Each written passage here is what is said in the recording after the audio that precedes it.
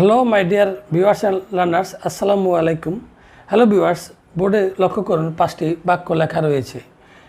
Hello viewers, এই বাক্যগুলো incorrect.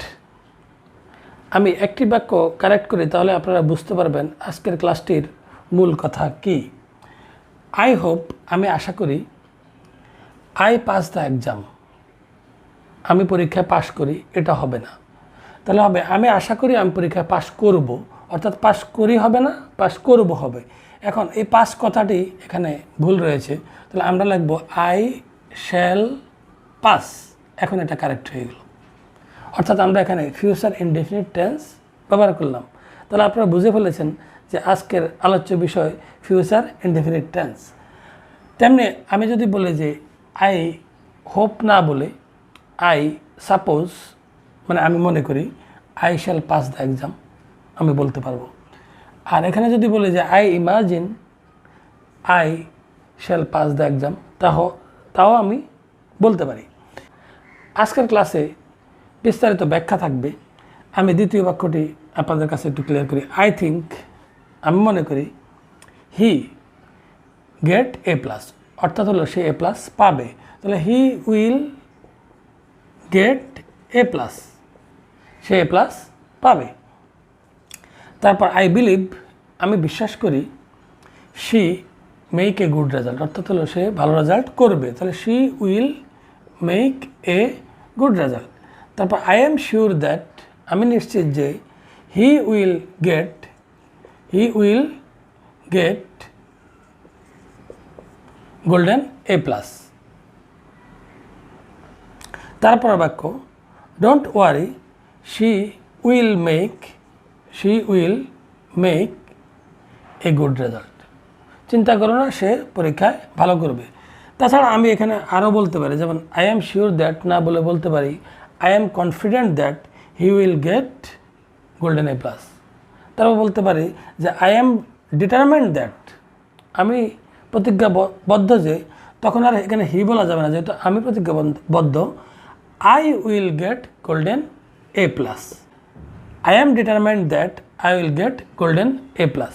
Hello viewers, তাহলে আপনারা বুঝতে পারলেন যে ফিউচার ইনডেফিনিট টেন্স কত গুরুত্বপূর্ণ একটি বিষয়। বিভিন্ন চাকরির পরীক্ষা হতে শুরু করে রাইট ফর্ম অফ ভার্বস বিভিন্ন ক্লাসে কোশ্চেন সেটার্সরা এই ফিউচার ইনডেফিনিট টেন্সকে ব্যবহার করে থাকেন। এটি খুবই গুরুত্বপূর্ণ। তাছাড়া স্পোকেন ইংলিশে এটি আরও গুরুত্বপূর্ণ, বিশেষ করে কন্ট্রাকশন বা শর্ট ফর্মে এদেরকে ব্যবহার করা। তাছাড়া আমরা নেগেটিভ ইন্টারগেটিভ করার সময়ও এই টেন্স ব্যবহার করি, যা আমাদের স্পোকেন ইংলিশে খুবই দরকার। সুতরাং আজকে এই ফিউচার ইনডেফিনিট টেন্সের বিস্তারিত ব্যাখ্যা রয়েছে এবং কিছু আনকমন ব্যবহারও রয়েছে। আপনারা যদি ভিডিওটি শুরু থেকে শেষ পর্যন্ত দেখেন, তাহলে আপনাদের ফিউচার ইনডেফিনিট টেন্সের আজ থেকে কোনো সমস্যা থাকবে না। সুতরাং সঙ্গেই থাকুন।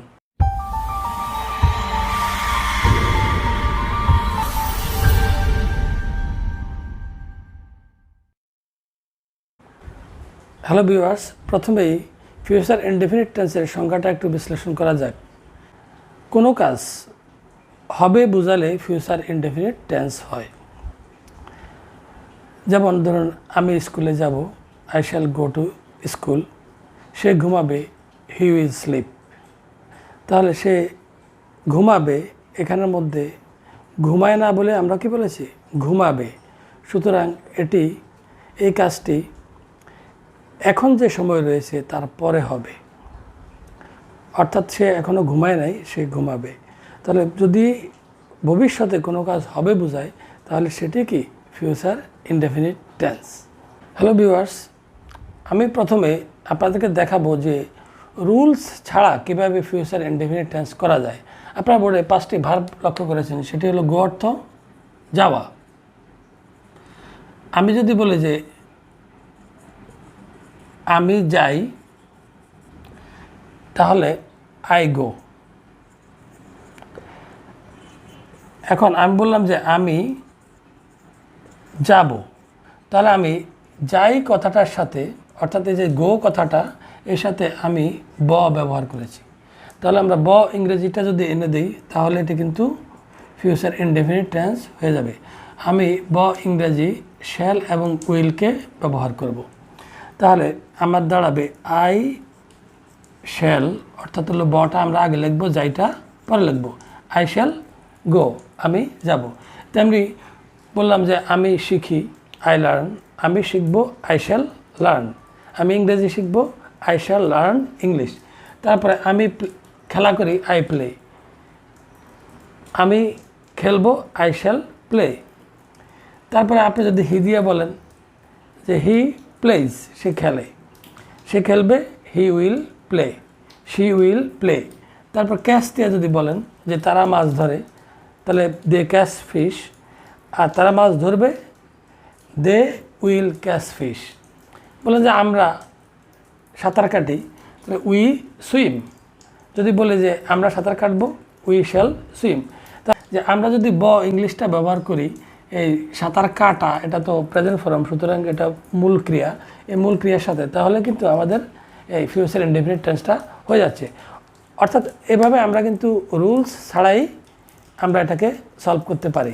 এখন আমি রুলস দিয়ে কীভাবে করতে হয় সেটা একটু দেখাই। স্ট্রাকচারটা একটু লক্ষ্য করুন। স্ট্রাকচারটা হলো সাবজেক্ট প্লাস শ্যাল অথবা উইল, তারপর ভার্ব 1, তারপর হলো এক্সটেনশন। তাহলে খেয়াল করুন যে আই উই অর্থাৎ ফার্স্ট পার্সনের সাথে শ্যাল বসবে, আর যদি ফার্স্ট পার্সন না হয়ে অন্য কোনো সাবজেক্ট হয়, অর্থাৎ তাহলে আই উই ছাড়া অন্য যে কোনো সাবজেক্ট এর সাথে উইল বসবে। এটা হলো সাধারণ নিয়ম। তবে এটা ট্রেডিশনাল নিয়মে শ্যাল ব্যবহার করা হয়, কিন্তু এখন যে মডার্ন ইংলিশ রয়েছে, আমরা শ্যালের জায়গায় উইলও ব্যবহার করতে পারি। অর্থাৎ হলো সব জায়গায় আমরা উইল ব্যবহার করতে পারি, কিন্তু শ্যাল আমরা সব জায়গায় ব্যবহার করতে পারি না।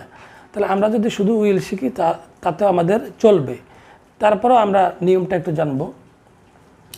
তা এখানের মধ্যে দেখুন রয়েছে আই উই, তারপর রয়েছে you, he, she, they, it, a boy, a girl, boys, girls. আমরা যে ইংরেজিতে কথা বলি তখন আমরা এই প্রোনাউনগুলো ব্যবহার করি, আর প্রোনাউন যদি আমরা ব্যবহার না করি তাহলে আমরা হয় সিঙ্গুলার নাউন ব্যবহার করি, না প্লুরাল নাউন ব্যবহার করি সাবজেক্ট হিসাবে। অর্থাৎ এই সাবজেক্টের সাথে আপনি আই উই না থাকলেই সেক্ষেত্রে ফিউচার ইনডেফিনিট বোঝাতে আপনি এই অক্সিলারি ভার্ব উইল ব্যবহার করতে পারবেন। এখানে জেনে রাখবেন যে শ্যাল উইল কিন্তু মডাল অক্সিলারি ভার্ব। আমি বিভিন্ন সাবজেক্ট ব্যবহার করে আপনাদেরকে আরও একটু ক্লিয়ার করছি। যেমন ধরেন আমি পড়ব, তা আমি পড়ব, আমি পড়ি ইংলিশ হলো রিড। এখন পড়ব তখন আমি এখানে শ্যাল ব্যবহার করব। এখন পড়ির সাথে যোগ হয়ে গেল এই শ্যালের মাধ্যমে। সুতরাং আই শ্যাল রিড, আমি পড়ব। আমরা পড়ব, তাহলে একই হবে উই শ্যাল রিড। তুমি পড়বে, ইউর সাথে উইল হবে, সুতরাং ইউ উইল রিড। তোমরা পড়বে, তোমরা ইংলিশও ইউ, বা আপনি বা আপনারা ইংলিশও ইউ, ইউ উইল রিড। তার আপনি বললেন যে সে পড়বে, হি উইল রিড। সে মেয়ে বা স্ত্রীলিঙ্গ, সে পড়বে, তাহলে শি উইল রিড। তারপর বললেন যে তারা পড়বে, দে উইল রিড। ছেলেটি পড়বে, দি বয় উইল রিড। একটি ছেলে পড়বে, এ বয় উইল রিড। আপনি বললেন যে ছেলেরা পড়বে, তাহলে বয়েজ উইল রিড। মেয়েটি পড়বে, দি গার্ল উইল রিড। মেয়েরা পড়বে, গার্লস উইল রিড। তাহলে আপনারা ক্লিয়ার হয়েছেন। এবার ফিউচার ইনডেফিনিট টেন্সে কন্ট্রাকশন নিয়ে আমরা আলাপ করব। কন্ট্রাকশন বলতে শর্ট ফর্ম বোঝায়। কন্ট্রাকশন ব্যবহারের সময় একটি ব্যাপার লক্ষ্য রাখতে হবে, সেটি হলো কন্ট্রাকশন সাধারণত ইনফর্মাল ব্যবহার করা হয়ে থাকে। অর্থাৎ ফর্মালি আমরা কন্ট্রাকশন ব্যবহার করতে পারি না। ফর্মালি বলতে বোঝায় আমরা যখন কোনো পরীক্ষায় অংশগ্রহণ করে কোনো কিছু লিখি, অথবা স্কুলে বা কলেজে অফিসিয়ালি কোনো কিছু লিখি, তখন আমরা কন্ট্রাকশন ব্যবহার করতে পারবো না। যেমন আমি যদি বলি যে হেডমাস্টার আজ দুপুরে 10ম শ্রেণীর ছাত্রদের সাথে একটি মিটিং করবেন, তাহলে headmaster will perform A meeting with the class 10 students. তারপর আমি বললাম যে শ্রেণী শিক্ষক আজ আসবেন না, তাহলে the class teacher will not come today, যে তিনি আজ আসবেন না। আর এটা হলো ফর্মাল ব্যবহার, যেহেতু এটা স্কুলের কাজে ব্যবহার করা হচ্ছে।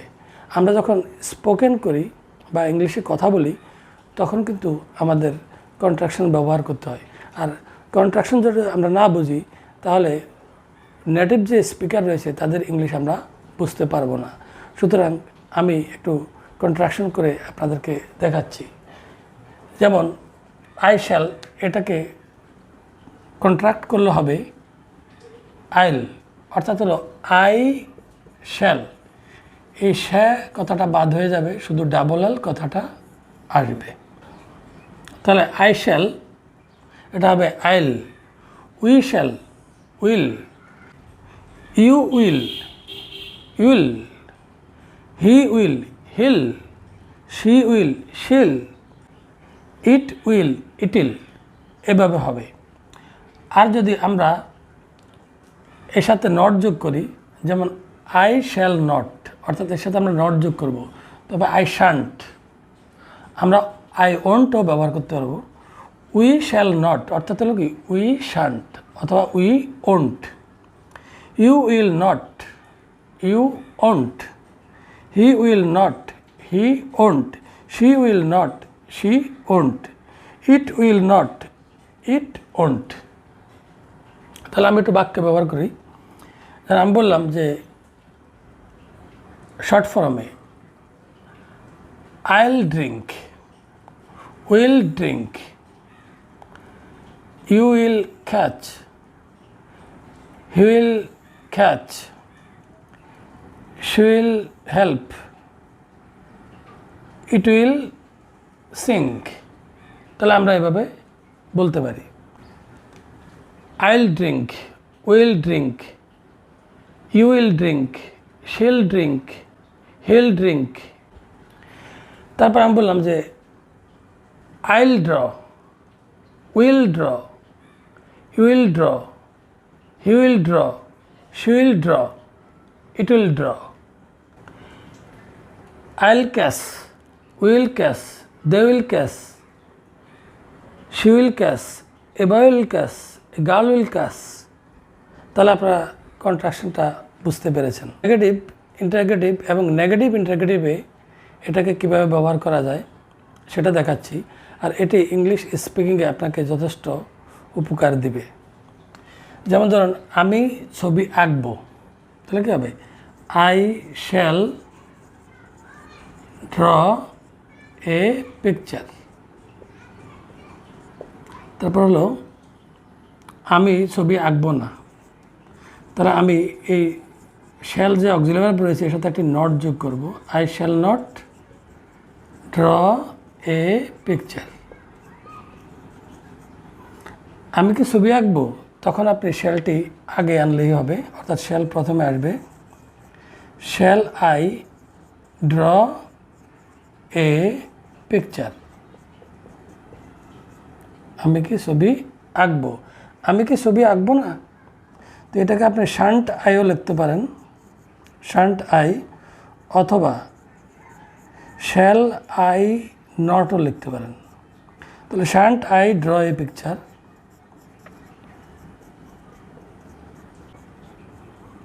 বলতে পারেন। প্রশ্নবোধক চিহ্ন অবশ্যই দিতে হবে যেহেতু ইন্টারগেটিভ।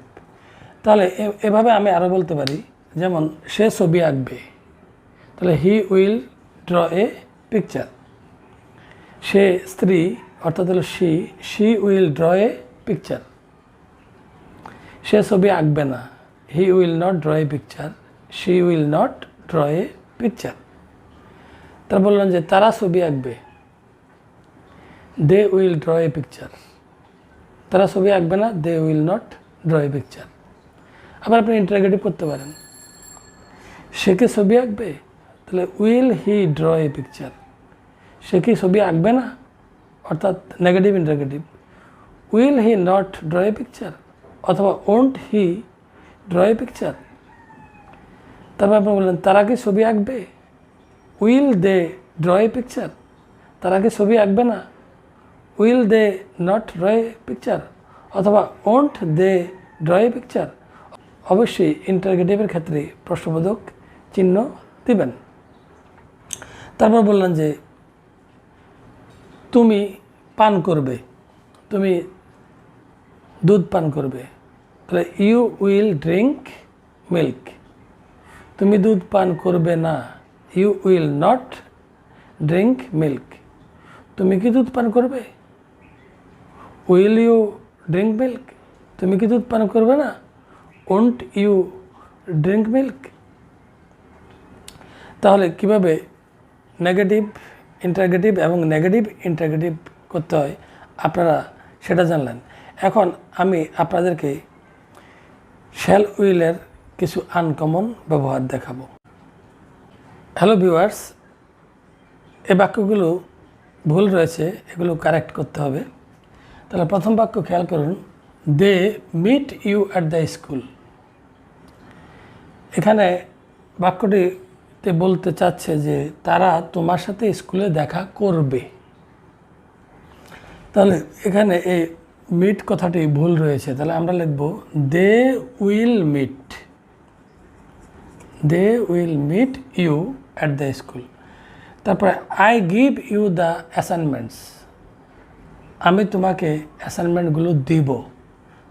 তাহলে গিভ হবে না, হবে কি I shall give you the assignments.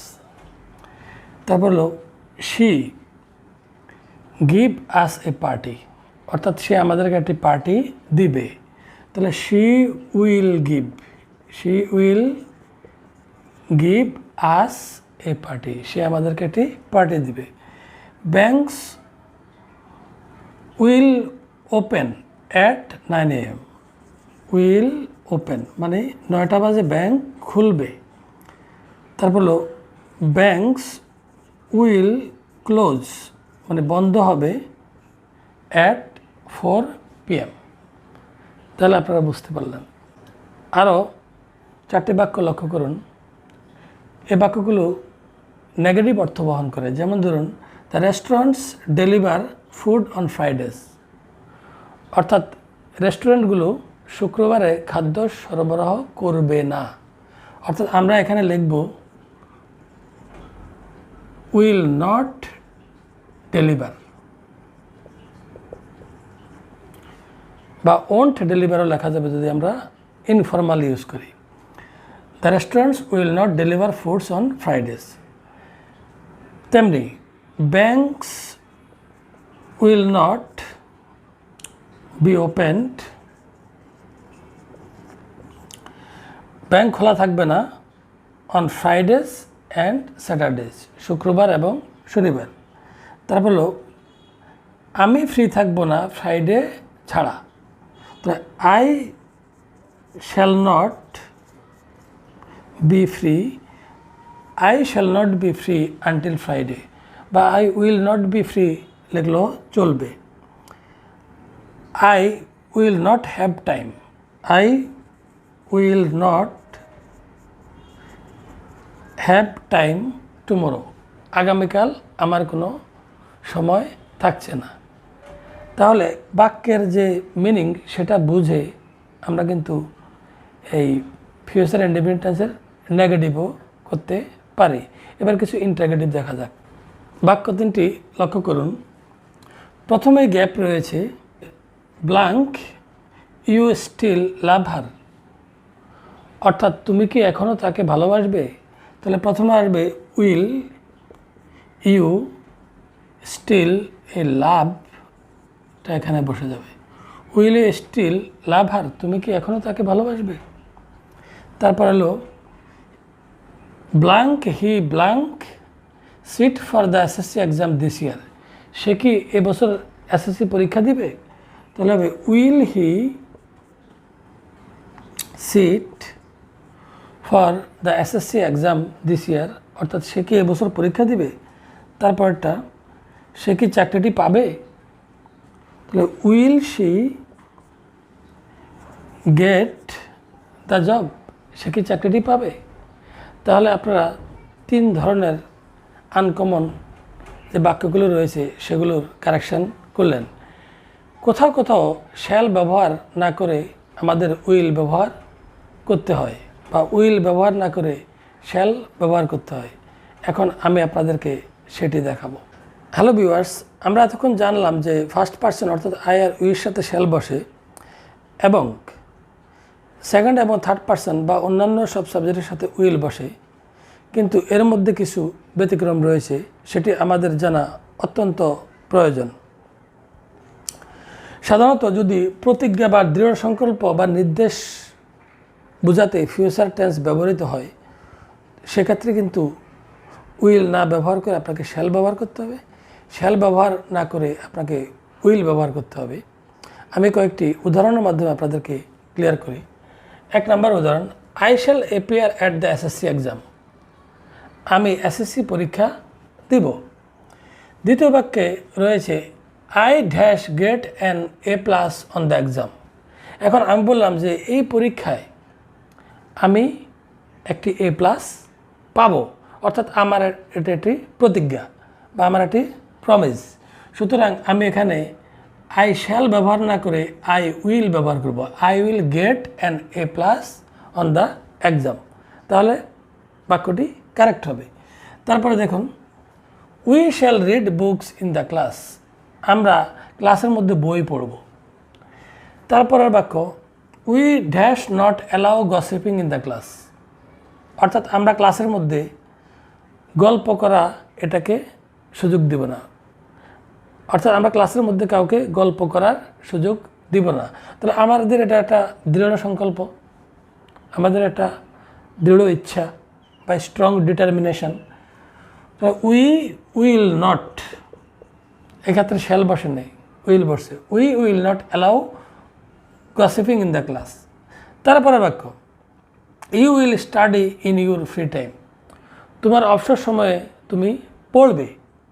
কিন্তু আমি যদি বলি যে you finish your HW before playing, খেলার আগে তোমাকে HW শেষ করতে হবে, তাহলে এটা কিন্তু একটি নির্দেশ। তোমার মা অথবা বাবা বলেছে যে খেলার আগে কী করতে হবে, তোমাকে HW কমপ্লিট করতে হবে। তাহলে আমরা এখানে ইউ উইল বসার কথা, আমরা এখানে শ্যাল ব্যবহার করব। এটা একটি command. The boy will speak in English. ছেলেটি ইংরেজিতে কথা বলবে। তারপর বাক্য দেখেন, Urdu dash B the state language of Pakistan. Mohammad Ali Jinnah এই কথাটি বলেছেন, উর্দু শ্যাল বি। এখানে কিন্তু উর্দুর সাথে উইল হওয়ার কথা, কিন্তু উনি বলছেন কি, Urdu shall be the state language of Pakistan. উনি কথাটা বলছেন এ কারণে যে উনি উর্দুকে আমাদের রাষ্ট্রভাষা করেই ছাড়বেন। ওনার এটা একটি কমান্ড বা দৃঢ় প্রতিজ্ঞা, এজন্য উনি শ্যাল বি দিয়ে বাক্যটিতে জোর প্রয়োগ করেছেন। তাহলে ভিউয়ার্স, সেই সাথে শেষ হলো আজকের এই ফিউচার ইনডেফিনিট টেন্সের এই ক্লাস। আশা করি আপনাদের ক্লাসটি অনেক উপকারে আসবে। আপনারা যদি এই ক্লাস থেকে উপকৃত হয়ে থাকেন তাহলে অবশ্যই সাবস্ক্রাইব করে